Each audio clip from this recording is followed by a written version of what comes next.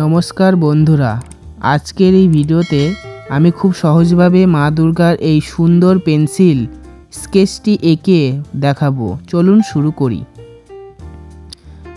Sketch আঁকার সাথে সাথে এবার শুনে নিন মা দুর্গার ইতিহাস। শক্তির দেবীর সৃষ্টি, তার আগমন এবং তার মহান বিজয়ের কাহিনী। মা দুর্গা হিন্দু ধর্মের শক্তির প্রতীক।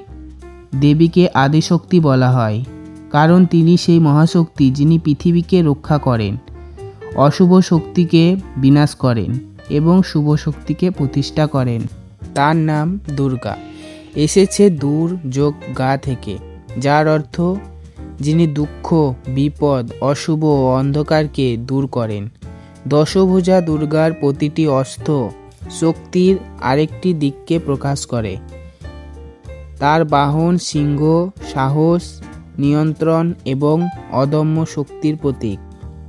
মা দুর্গার জন্মের কাহিনী শুরু হয় মহিষাসুর নামে এক অসুরকে নিয়ে। মহিষাসুর কঠোর তপস্যা করে ব্রহ্মার কাছ থেকে এমন একটি বর পায় যে তাকে কোনো দেবতা বা মানুষ হত্যা করতে পারবে না। এই বর পাওয়ার পর সে অত্যন্ত অহংকারী এবং নিষ্ঠুর হয়ে ওঠে। ধীরে ধীরে অসুর বাহিনী নিয়ে সে দেবতাদের স্বর্গরাজ্য দখল করে নেয়। দেবতার স্বর্গ থেকে বিতাড়িত হয় এবং মানব জগতেও অরাজকতা শুরু হয়। এবার দেবীর 10 হাতের আকার তৈরি করুন। প্রতিটি হাতে আলাদা অস্ত্র রাখুন। পেন্সিলে ধীরে ধীরে শেডিং দিলে অস্ত্রগুলো বাস্তব দেখাবে। কারণ মহিষাসুর নানা রূপে দেবীর উপর আক্রমণ করেছিল, কখনো মানুষ, কখনো হাতি, কখনো মহিষ। দেবীর তাকে প্রতিটি রূপে পরাজিত করেন। এই যুদ্ধ চলে টানা 9 দিন ও 9 রাত। দেবীর সাহস, ধৈর্য ও শক্তি অটুট ছিল। আরও বহু শক্তিধারী অস্ত্র তাকে সিংহ বাহন হিসেবে প্রদান করা হয়, যা সাহস এবং শক্তির প্রতীক। মা দুর্গা যখন যুদ্ধের জন্য অগ্রসর হলেন, মহিষাসুর তার শক্তিকে প্রথমে গুরুত্বই দিল না। সে নানা রূপ ধারণ করে দেবীর ওপর আক্রমণ করে, কখনো মানুষ, কখনো হাতি, কখনো মহিষ। কিন্তু দেবী প্রতিটি রূপেই তাকে প্রতিহত করেন। এই যুদ্ধ চলে টানা 9 দিন এবং 9 রাত।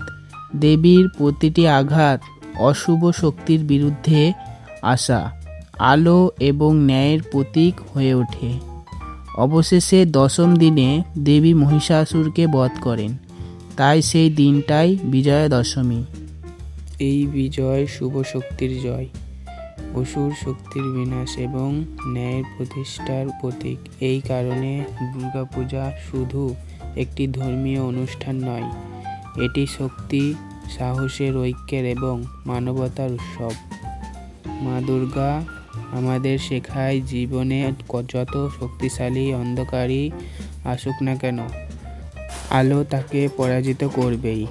যতই বড় অন্যায় হোক না কেন, ন্যায় একদিন বিজয়ী হবে। আর মন যদি সাহসী হয়, তবে জীবনে সিংহ তোমারই বাহন হয়ে যায়। আজ আমরা এই স্কেচটি আঁকছি, তা শুধু একটি ছবি নয়, এটি সেই শক্তির প্রতীক যে শক্তি যুগে যুগে মানব জাতিকে রক্ষা করে এসেছে এবং সব সময় আমাদের পথ দেখিয়ে যাবে। এবার দেবীর বাহন সিংহটি আঁকুন। সিংহের চোখ, মুখ আর লোমে ভালো শেড দিন। পুরো স্কেচে হালকা ও গভীর শেডিং করে সুন্দরভাবে ফাইনাল টাচ দিন। 10ম দিনে দেবী মহিষাসুরকে বধ করেন, তাই এই দিনটিকে বলা হয় বিজয়া দশমী। এই বিজয় আমাদের শেখায় যে শুভ শক্তি সবসময় অশুভ শক্তিকে পরাজিত করে। মা দুর্গা শুধু যোদ্ধা নন, তিনি স্নেহময়ী মা। তিনি তার ভক্তদের রক্ষা করেন। মা দুর্গা শুধুই শক্তির প্রতীক নন, তিনি তোমাদের জীবনের প্রতিটি ওঠায় নামায় সাহস যোগান, বিপদে রক্ষা করেন, মনে আশা জাগান। আজকের স্কেচটি যখন আঁকছিলাম, মনে হচ্ছিল যেন দেবীর ক্ষমতা, আমার শক্তি দুটোই একসাথে ফুটে উঠেছে। আপনারা যদি ভিডিওটি দেখে অনুপ্রাণিত হন, তাহলে অবশ্যই আপনার নিজের স্কেচেও চেষ্টা করে দেখবেন। আঁকা কখনো নিখুঁত না হলেও সমস্যা নেই, ইচ্ছা তার ভক্তি আসল। বন্ধুরা, আপনাদের ভালোবাসায় আর সাপোর্টেই এই চ্যালেঞ্জ বড় হচ্ছে। যদি ভিডিওটি ভালো লাগে তাহলে লাইক, কমেন্ট এবং শেয়ার করবেন। আর যারা নতুন তারা চ্যানেলটিকে সাবস্ক্রাইব করে পাশে থাকবেন।